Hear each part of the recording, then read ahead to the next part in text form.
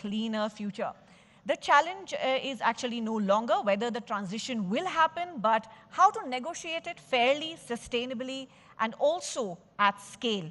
To help us make sense of one of the defining challenges of our times, please welcome Dr. Arunabha Ghosh, founder and CEO of Council on Energy, Environment and Water. A very warm welcome, Dr. Ghosh. And I request Dibangji to once again join us on stage to lead this interview.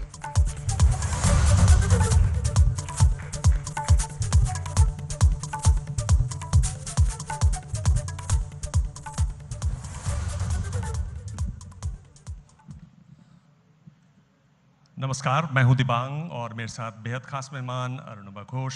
हम लोग बातचीत करेंगे हिंदी में, अंग्रेज़ी में भी, जैसे जैसे बातचीत चलेगी आप जवाब दीजिएगा। लेकिन एक जो बड़ी बात है और इस पर दुनिया भर में बातचीत हो रही है कि ये जो हाल में जो आप अगर देखें लेसन्स क्या हैं, हम पूछें अगर भारत के लिए, जिस तरह से एक ग्लोबल एनर्जी क्राइसिस की बात हो रही है, उसमें आपको क्या लगता है कि भारत को क्या क्या चीज़ें ध्यान में रखनी हैं? What are the lessons for India? पहले बात तो मैं धन्यवाद देना चाहता हूँ एबीपी नेटवर्क को, मुझे यहाँ बुलाया आपने। ये जो आप एक विकसित भारत की तरफ आपने एक कॉन्क्लेव ऑर्गेनाइज किया है, इसमें ऊर्जा का रोल बहुत महत्वपूर्ण है। दुनिया में एक भी ऐसा कोई अर्थव्यवस्था नहीं है जहाँ पे मतलब कि जिसे कहते हैं जो विकसित अर्थव्यवस्था बिना ऊर्जा के हुआ हो। तो भारत में भी ये विकसित भारत के लिए एटलीस्ट 2 या 3 गुना शायद ऊर्जा का डिमांड बढ़ेगा। बिजली का डिमांड 3 से 4 गुना बढ़ेगा अगले 2 दशक में। इस हिसाब में ये हमें सोचना चाहिए कि जब एनर्जी शॉक आता है तो उसका क्या मतलब होता है। जब हमारा ये इस साल का जब बजट बना, उसमें हमने एस्टिमेट किया था कि 1 बैरल ऑफ ऑयल कुछ $65 का होएगा। वो आज के दिन $100 पे पहुंच गया है। तो आप सोच सकते हैं कि क्या इम्पैक्ट हो रहा है। ऑलरेडी ये 4 महीने का जंग चल रहा है। लेकिन इसमें एक इमीडिएट क्राइसिस होता है और फिर इस क्राइसिस को मैं हमेशा कहता हूं never waste a crisis, because a crisis is also an opportunity. तो उसमें क्या करना चाहिए? पहली बात, हमें अपना जो जिसे कहते हैं रिजर्व्स, वो बढ़ाना पड़ेगा। अभी भारत के पास कुछ 60 दिन का ऑयल सप्लाई है, ऑयल रिजर्व्स हैं, 60 दिन का गैस, 45 दिन का पर एलपीजी। अभी तो मिल नहीं रहा है, बढ़ेगा कैसे? एग्जैक्टली तो ये इमीडिएट क्राइसिस हमें we have to hope that the crisis will pass, but even for long term security हमें वो रिजर्व्स बढ़ाना पड़ेगा। और इसीलिए जो अभी यूएई में भी प्रधानमंत्री गए थे, that deal was very important in that regard etcetera. दूसरी बात जो है, हमें अपना, and this is the most important, हमें अपना इंपोर्ट डिपेंडेंस कम करना पड़ेगा। 90% क्रूड ऑयल हम इंपोर्ट कर रहे हैं, 47% गैस हम इंपोर्ट कर रहे हैं, और उसमें भी काफ़ी कुछ वो स्ट्रेट ऑफ हॉर्मुज से आ रहा है। तो ये डिपेंडेंसी हम कैसे कम करें? हमें ओवरऑल इकोनॉमी को इलेक्ट्रीफाई करना पड़ेगा। आप व्हीकुलर ट्रांसपोर्ट में देख लीजिए, पिछले फाइनेंशियल ईयर में कुछ 24 लाख इलेक्ट्रिक व्हीकल्स बिके हैं, लेकिन उसमें केवल मतलब कि जो 4 व्हीलर्स हैं उनका शेयर काफ़ी कम है। 92% वो 3 व्हीलर्स, 2 व्हीलर्स। जब हमारा ट्रांसपोर्ट सेक्टर इलेक्ट्रीफाई होएगा, तब उतना हम अपने देश में जो हम एनर्जी का उत्पादन कर रहे हैं, सौर ऊर्जा हो गया, वायु ऊर्जा होगा, हम उसको यूज़ कर सकते हैं। तीसरा एक जो हमें ट्रांजिशन करना पड़ेगा वो है कुकिंग फ्यूल में। देखिए, कुछ 10 साल पहले भी कुछ बस केवल 50% हाउस होल्ड्स थे भारत में जिनके पास एलपीजी सिलेंडर्स थे। आज वो 80% से ज़्यादा हो गया है। That is one good news. लेकिन वो एलपीजी भी हम इंपोर्ट कर रहे हैं। तो ये कुकिंग फ्यूल ट्रांजिशन जो चाहिए, वो कंप्रेस बायोगैस लें, हम पाइप नेचुरल गैस लें, या इलेक्ट्रिक कुकिंग करें। So we have to think about immediate crisis, long term energy security, reserves बनाना है, रिजर्व्स को बढ़ाना है, ट्रांसपोर्ट सेक्टर में चेंज चाहिए, इलेक्ट्रिक कुकिंग या ऑल्टरनेटिव कुकिंग सोर्सेज चाहिए, तभी जाके एक एनर्जी रेजिलियंस बनेगा। ये जो आप बोल रहे हैं ना, तो हम कैसे करेंगे? मतलब आप बोल रहे हैं कि नॉन फॉसिल फ्यूल पे हम लोग ध्यान करें, तो आप वहाँ जाएंगे कैसे? वो जिस तरह के सिस्टम बने हुए हैं, लोग तो वहीं रहना चाहते हैं, आप वो धक्का कैसे लगेगा उसमें? धक्का एक हिसाब से तो लग चुका है। 2010 में जब भारत का नेशनल सोलर मिशन आरंभ हुआ, तब हमारे पास पूरे देश में कुछ 20 मेगावाट सोलर था। आज वो 2,80,000 मेगावाट नॉन फॉसिल कैपेसिटी बन चुका है। भारत दुनिया में नंबर 3 हो गया है in terms of renewable energy capacity. इसमें और भी बढ़ावा देना पड़ेगा। बढ़ावा कैसे दें? एक होता है टेक्नोलॉजी चेंज। अगर हम भारत में ज़्यादा हम मैन्युफैक्चरिंग करें, दैट विल बी बेटर। पिछले 5 साल में हमारा manufacturing capacity of solar panels कुछ 20,000 मेगावाट से 1,90,000 मेगावाट बन चुका है। दूसरा, हमें मार्केट्स डिज़ाइन करने पड़ेंगे कि हम किस तरह से और सौर ऊर्जा प्लस बैटरी का कितना ज़्यादा हम इस्तेमाल कर सकें। तीसरा, हमें जैसे मैंने कहा, जब ट्रांसपोर्ट सेक्टर में बदलाव आएगा उसका एक डिमांड बढ़ेगा। चौथा, हेवी इंडस्ट्री में जो ग्रीन हाइड्रोजन मिशन है भारत का, वो पूरे दुनिया में नंबर 2 है। 5 मिलियन टन्स का टारगेट है 2030 तक का।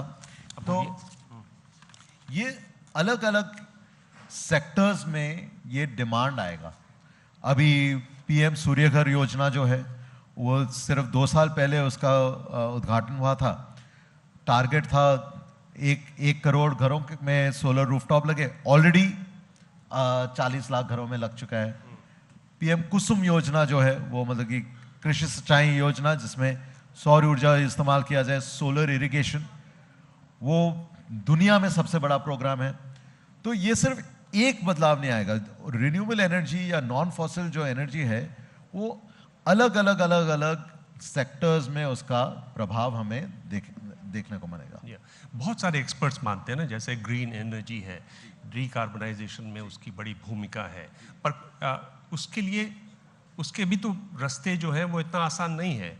कैसे सरकार उसको प्रोएक्टिवली आगे बढ़ते हुए उस एक तरीके से दरवाजे को खोले? क्योंकि अगर ये रास्ता है, ये एक रास्ता बन सकता है, तो उसको हाईवे बनाने की जरूरत है ना। वो कैसे बनेगा? किसी भी हाईवे के लिए पहले एंट्री रोड्स भी चाहिए होते हैं और ऑफ रैम्प्स भी चाहिए होते हैं। तो एंट्री रोड्स क्या होते हैं उस हाईवे? एक होता है पॉलिसी। लॉन्ग टर्म किसी भी एनर्जी सिस्टम चेंज करने के लिए आपको लॉन्ग टर्म पॉलिसी का सिग्नल देना पड़ेगा, और वो कंसिस्टेंट पॉलिसी रहना पड़ेगा। इसीलिए जो हमने नॉन फॉसिल कैपेसिटी का पॉलिसी बनाया था, वो हर कुछ सालों में उसके टारगेट्स बढ़ते गए हैं। तो अगर आज आप डेवलपर होंगे किसी सोलर प्रोजेक्ट का, विंड प्रोजेक्ट का, आपको लगेगा कि भारत का जो मार्केट है वो बढ़ता ही जा रहा है। इनफैक्ट आफ्टर चाइना अब मैक्सिमम डिप्लॉयमेंट भारत में हो रहा है। दूसरा है कि डी रिस्किंग, इन्वेस्टमेंट्स को डी रिस्क करना पड़ेगा।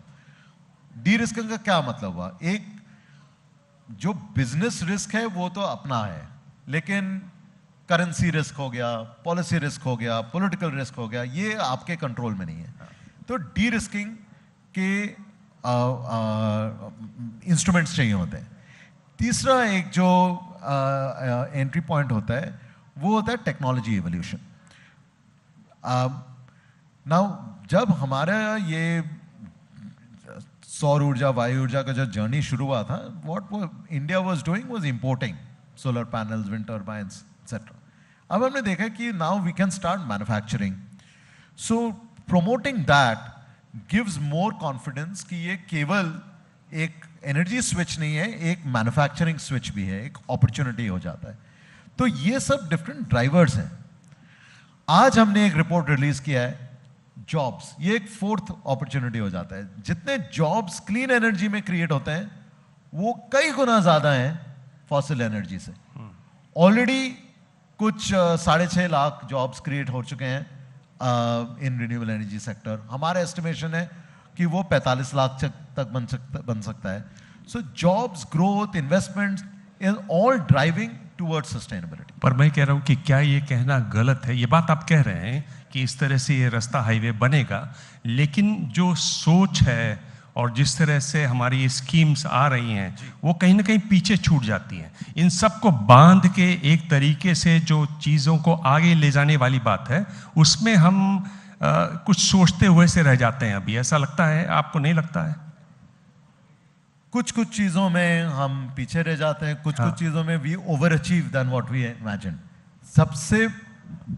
सबसे जो मेजर रोड ब्लॉक है वो हमारे इमेजिनेशन का है, ये सोच की है। क्योंकि इसमें आज अगर हम सोचे एक इलेक्ट्रिसिटी ट्रांसफार्मर, हम कहीं भी किसी भी कॉलोनी में रहते हैं, बत्ती चली गई, अच्छा कहीं सुनाई दिया ट्रांसफार्मर जल गया है।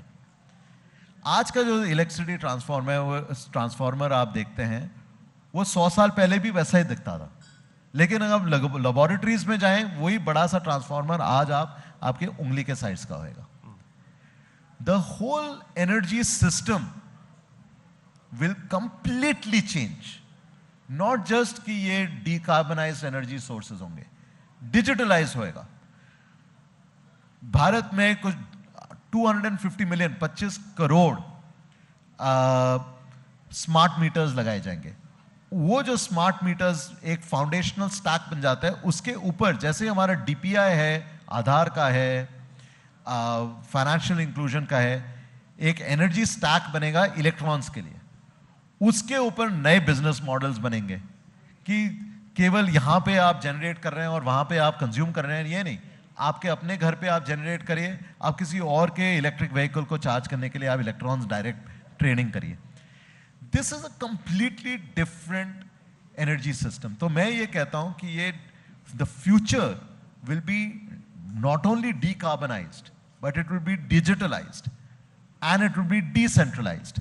ये तीन Ds एक जो ट्रिपल हीलिक्स की तरह इनका जब जुड़ेंगे, तो जो यहाँ पे बैठे हुए हैं और जो आपके दर्शक ये देख रहे हैं, जिनका सोच उस तरफ होगा, they will be the winners in this system. देखिए, आप जो बात कह रहे हैं वो सही है, लेकिन एक तो वो सोच कहाँ से लाएंगे, और सोच के जब आ भी गई तो उसके हिसाब से प्लानिंग कैसे होगी, पॉलिसी कैसे, बड़ी चुनौतियां हैं ये। अगर आप देखें और बात करें सिंगापुर की, तो सिंगापुर को एक तरीके से नॉन डेजिग्नेटेड ग्रीन स्पेस माना जाता है, आधे सिंगापुर को। और सिंगापुर में अगर आप इन्वेस्टमेंट देखें तो 1960 से चल रही है वो। तो अब तो बहुत 60 साल 66 साल हो गए, तो उसमें हम लोग कैसे सीखें? क्या हम लोग की आंखें खुली हुई है कि भाई इस तरह की चीज़ें हो रही हैं दुनिया में, तो हम बजाय इसके कि लड़ें झगड़ें, जब ये व्हील बना हुआ है तो इसी को इस्तेमाल करें? नहीं, आपने ये सिंगापुर का उदाहरण दिया, ये बहुत महत्वपूर्ण है दो रीजंस के लिए। एक कि सिंगापुर जो एक अब ग्लोबल सिटी बन चुका है, वो किस हिसाब से, वो उनकी सोच कहाँ जा रही है, वो भी उनका भी एनर्जी इंपोर्ट होता है, उनके पास भी पानी नहीं है, सब पानी इंपोर्ट करते थे। तो उन्होंने क्या किया, उन्होंने कहा कि हम हर एक पानी का बूंद हम बार बार इस्तेमाल करेंगे। सिंगापुर में एक बूंद पानी 5 बार इस्तेमाल होता है। सस्टेनेबिलिटी, केवल सस्टेनेबिलिटी नहीं, उससे आपका लैंडस्केपिंग भी हो रहा है, इंडस्ट्री भी हो रहा है, पोर्टेबल वाटर भी हो रहा है। हम सोचते हैं सिंगापुर एक एडवांस्ड इकोनॉमी है, उनका एक रूल है, अगर नया इमारत खड़ा हो उसका लीफ कवर सीमेंट से ज्यादा होना चाहिए। तो ये गार्डन सिटी सिर्फ नाम के वास्ते नहीं हुआ है, दे हैव रियलाइज्ड कि sustainability and investments in the future are ways to attract investment. There's a second reason for it, and Singapore and India relations will be extremely important for this. Singapore जैसे state of Hormuz हुआ, Singapore है state of Malacca पे, वहां से Asia का बहुत ऊर्जा जाता है। केवल भारत का एनर्जी ट्रांजिशन नहीं, चीन का, जापान का, कोरिया का, थाईलैंड का, वियतनाम का, सब ये जो एशियाई इकोनॉमीज हैं ये सब सोच रहे हैं कि हमारा एनर्जी ट्रांजिशन कैसे हो। इसमें सिंगापुर और भारत जुड़ सकते हैं। Green hydrogen, green ammonia, sustainable aviation fuel, ये सब नए सेक्टर्स हैं जिनमें हेवी इन्वेस्टमेंट भी लगेगा, टेक्नोलॉजी भी लगेगी, लेकिन पार्टनरशिप्स होंगे। आप जो कह रहे हैं जो रोड ब्लॉक्स हैं वो पार्टनरशिप्स के हिसाब से वो हम ज्यादा ओवरकम कर सकते हैं। हाँ, अब वही देखना है कि सरकार में वो कौन से लोग हैं जिनको ये पार्टनरशिप साफ दिखाई देती है। अगर नहीं दिखाई दे रही है तो आप और बताइए इसके बारे में अपने प्रोग्राम्स में। You talked about water. We have about 18% of world population, but only 4% of fresh water. Do you think it's a challenge?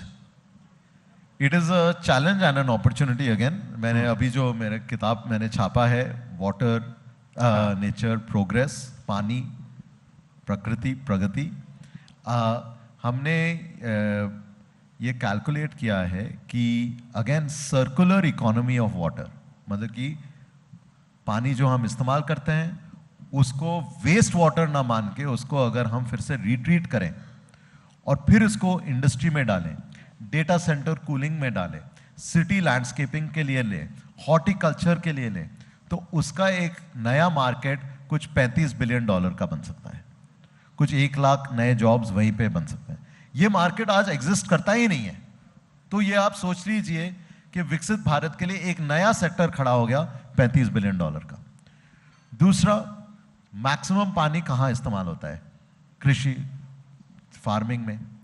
लेकिन हम सोचते हैं ये सिंचाई कहाँ से आएगा, और सिंचाई के लिए इधर हम कनाल की तरफ जाते हैं, रिवर से लेते हैं, या ग्राउंड वाटर में पंप लगाते हैं। लेकिन हमारे किताब आप पढ़िए, आपको पता चलेगा कि एक ब्लू वाटर जो आप नदियों में देखते हैं, लेक्स में देखते हैं, वो केवल उसमें केवल 40% पानी है। तो बाकी 60% पानी कहाँ पे है? हमारे सॉइल में। उसको कहते हैं ग्रीन वाटर। तो उसको अगर हम टैप करें, उसको अगर हम एग्रो फॉरेस्ट्री में यूज करें, तो एक कंप्लीट रेवोल्यूशन, ऑलरेडी एक ग्रीन रेवोल्यूशन जो 60 साल से इंडिया में चल रहा है, ग्रीन रेवोल्यूशन 2.0 हो सकता है, जिसमें ये जो वाटर क्राइसिस का हम फेस करते हैं, वाटर क्राइसिस हम फेस करते हैं क्योंकि हमारा सोच केवल ब्लू वाटर पे लटका हुआ है। लेकिन हम ग्रीन वाटर पे फोकस करेंगे तो एक बिल्कुल नया फार्मिंग इकोसिस्टम बन सकता है। तो we have to again think of not just the crisis, not just the scarcity, but we have to think about new investment and business opportunity. आपने डेटा सेंटर्स की बात की। डेटा सेंटर्स से बड़ी परेशानी है लोगों को, क्योंकि कितना पानी वो कंज्यूम करते हैं। मतलब बेतहाशा पानी चाहिए डेटा सेंटर्स के लिए। लोग कहने में बहुत आसानी से कह देते हैं डेटा सेंटर्स बनेंगे और फिर आगे बात करते हैं। पानी नहीं, हम देख रहे हैं इलेक्ट्रिसिटी, जिस तरह की गर्मी खास तौर पर उनकी वजह से हो रही है। मैं पूछ रहा हूँ कि ये चुनौतियाँ हैं और दुनिया इससे जूझ रही है और इसके रास्ते भी हैं। क्या हम उन चुनौतियों को और ख़ास तौर पर उनके रास्तों को समझते हैं, या अभी भी हम ऐसे ही बचपने से में हैं कि आँख खुली हाँ जी डेटा सेंटर बना देते हैं? मैं जिस तरह की पॉलिसी लेवल पे बात कर रहा हूँ। आपने बिल्कुल सही बात छोड़ा। माई शॉर्ट आंसर वुड बी कि अभी तक हम वो समझ नहीं रहे हैं। देखिए, जैसे भारत में नेशनल एक पॉलिसी है डेटा सेंटर्स को एनकरेज करने के लिए, और अच्छी बात है, हम एनकरेज कर रहे हैं। 15 स्टेट्स में ऑलरेडी डेटा सेंटर प्रमोशन का पॉलिसीज है, 28 में से 15 स्टेट्स में। लेकिन हमने ये देखा है केवल 5 स्टेट्स में कोई भी सस्टेनेबिलिटी मैट्रिक्स है। Now, why is this important? कोई सोचेगा मुझे डेटा सेंटर खड़ा करना है, क्या फर्क पड़ता है सस्टेनेबिलिटी मैट्रिक्स? देखिए, आज के दिन जो कुछ 290 और डेटा सेंटर्स है भारत में, they are mostly concentrated in Delhi, Mumbai, Bangalore, Chennai, Kolkata, Hyderabad, in 6 regions में। Many of these regions face water stress and water scarcity. क्यों चाहिए हमें डेटा सेंटर स्कूल करने हैं? अच्छा, पावर डिमांड। आज के दिन power demand from data centres not too much in India compare to everything else, कुछ 0.5 गीगावाट है। बाय 2030 वो 6.5 गीगावाट 8 गीगावाट का पावर डिमांड ही डेटा सेंटर से आ जाएगा। तो अगर आज आप डेटा सेंटर खड़ा कर रहे हैं, आपको सोचना पड़ेगा कि इसका पावर कहां से आएगा। तीसरा, हीट। आपने हीट की बात नहीं की। दुनिया में कुछ 9000 डेटा सेंटर्स हैं आज, already 600, so about 5% of those data centers already in places that are too hot heat to islands. operate। तो जितना मतलब कि आपका एनर्जी लोड बढ़ जाएगा, वाटर लोड बढ़ जाएगा। So why sustainability indexes are important, कि आप अगर अपना हैवी कैपिटल इन्वेस्टमेंट आप डाल रहे हैं एक नए इकोनॉमिक सेक्टर के लिए, आपको देखना पड़ेगा ये सस्टेन कर पाएगा कि नहीं। तो पानी कहाँ से आएगा? अगर पानी नहीं है तो आपको एयर कूल टेक्नोलॉजी लगाना पड़ेगा। ऊर्जा नहीं है तो आपको शायद रूफटॉप सोलर या कहीं और से कैप्टिव पावर ढूंढना पड़ेगा। हीट स्ट्रेस है तो कुछ और टेक्नोलॉजी चाहिए। तो मैं नहीं कह रहा कि डेटा सेंटर ना बनाए। In fact, to grow data centers and the AI revolution in India, again you have to focus on कि आपके natural resources appropriately है कि नहीं। US में कई जगह पे data centers का प्लान है, वो बंद हो जा रहा है क्योंकि communities oppose कर रहे हैं कि हमारा पानी खींच रहे हैं ये data centers। So we need, as I said, the digital revolution and the decarbonization revolution has to go together। तभी जाके एक सस्टेन्ड इकोनॉमिक प्रोग्रेस हम देख सकेंगे। जैसे आपने बात की कि किस तरह से रिन्यूएबल एनर्जी हमारे यहाँ पर उसका उत्पादन बढ़ते जा रहा है, लेकिन उसी से अगर आप देखें तो एक ग्रिड इंटीग्रेशन की बात है, स्टोरेज की बात है, इंफ्रास्ट्रक्चर ट्रांसमिशन की बात है। तो मतलब अकेला नहीं है, अगर आप आगे बढ़ना चाहते हैं इस फील्ड पर, तो एक व्यापक क्षेत्र, कई चीजें आपको एक साथ करनी पड़ेंगी।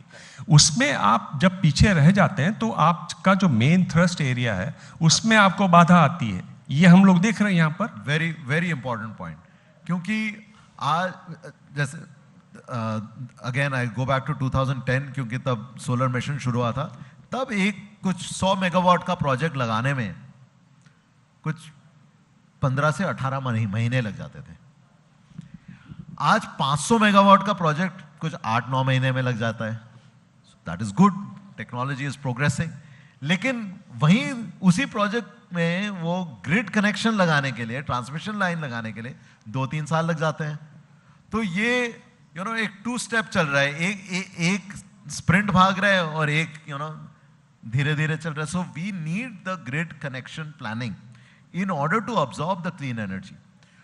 ऑन द अदर एंड, आपके डिस्ट्रीब्यूशन एंड पे, सपोज आपने यहाँ पे आपने लगा दिया रूफटॉप सोलर, आपने अपने घर पे लगा दिया रूफटॉप सोलर, वो कैसे मेन ग्रिड से कनेक्ट कर पाए ताकि नेट मीटरिंग, मतलब कि आप जितना कंज्यूम कर रहे हैं, अगर आपका सरप्लस है तो आप वापस भेज सकते हैं ताकि आपकी आमदनी बढ़ जाए। So this requires both infrastructure planning and places जहाँ नहीं हो रहे हैं वहाँ पे बहुत कर्टेलमेंट हो रही है रिन्यूएबल एनर्जी की। लेकिन जहाँ वो प्लान है, जैसे इंडिया का जो ट्रांसमिशन ग्रिड है, it is the 3rd largest in the world, 5 lakh circuit kilometre है। वो जाके अभी 6.5 लाख सर्किट किलोमीटर बनेंगे बाय 2030। सो ओवरऑल टारगेट्स हैं, लेकिन कहाँ पे लगना है, कब तक लगना है, how that sequence lines up, that is extremely important. अगर वो ना हो तो आपका इन्वेस्टमेंट ठप हो जाए। समय मेरा खत्म है, लेकिन मैं अगर आपसे आखिरी सवाल के तौर पे पूछूं, और अगर अगले 10 सालों की बात करूं या 2047 तक की बात करूं, और आपसे 1 या 2 चीज़ें ऐसी आपको कहूं कि एनर्जी सिक्योरिटी की अगर हम बात कर रहे हैं तो जिन पर ज़रूर कदम उठाना चाहिए इस समय, वरना बाद में उठाएंगे तो हो सकता है देर हो जाए। 2 बोलूँगा, क्योंकि एक ओवरऑल रिन्यूएबल एनर्जी चल रहा है, चलता रहेगा, लेकिन 2 चीज़ें, we have to move towards clean transportation। तभी जाके आपका पेट्रोल, 67% हमारा पेट्रोल 2 व्हीलर्स 3 व्हीलर्स में जा रहा है, लेकिन 2 व्हीलर्स 3 व्हीलर्स आज electric 2 wheelers 3 wheelers are more cost competitive. जब हम वो करेंगे, हमारा इंपोर्ट डिपेंडेंसी कम होएगा, एनर्जी सिक्योरिटी बढ़ेगा और एक नया इकोनॉमी बढ़ेगा। दूसरा जो मैंने कहा, we have to leverage the digital revolution. अगर हम एक DPI बनाए एनर्जी के लिए, जैसे आधार बनाया आइडेंटिटी के लिए, जनधन योजना किया फाइनेंशियल इंक्लूजन के लिए, अगर एनर्जी का एक स्टैक बनाए तो जो पीयर टू पीयर एनर्जी का नेटवर्क बनेगा, उसमें से जो बिजनेसेस बनेंगे, जितना इन्वेस्टमेंट आएगा, जो नए नए टाइप के स्किल्स लगेंगे, it's a complete revolution. These are two extremely important things we should focus on today for energy independence, energy sustainability, energy affordability, and most importantly, economic growth. मेरा आखिरी पॉइंट होएगा, जैसे हम AI के कहते हैं general purpose technology, chat GPT का GPT क्या है? General purpose technology. मतलब कि many different sectors of the economy can be impacted. मैं कहता हूँ कि clean tech is another general purpose technology to drive not just the energy sector but the economy overall. बहुत बहुत धन्यवाद. मेरे ख्याल से ये वो बातचीत है जो वक्त आ गया है कि इस पर बातचीत होनी चाहिए और खुलकर होनी चाहिए, विस्तार से बातचीत होनी चाहिए. बहुत खुशी की बात है कि इस फील्ड में आप हैं और इस पर बात कर रहे हैं. मैं उम्मीद करता हूं आप इसी तरीके से और ज़्यादा बिजी रहें, आपको अपने लिए बिल्कुल समय न मिले और आप इस पर लगातार बोलते रहें. बहुत बहुत धन्यवाद. सब बिजी रहेंगे, विकसित भारत बनाना है. Thank you. Thank you very much indeed. Such an eye-opening session this has been, and I think all of us have learnt a lot from this session. Do stay on the stage, Dr. Ghosh and Dibangji, as I invite Gautam Datta, National Sales Director, ABP Network, and Poonam Batra,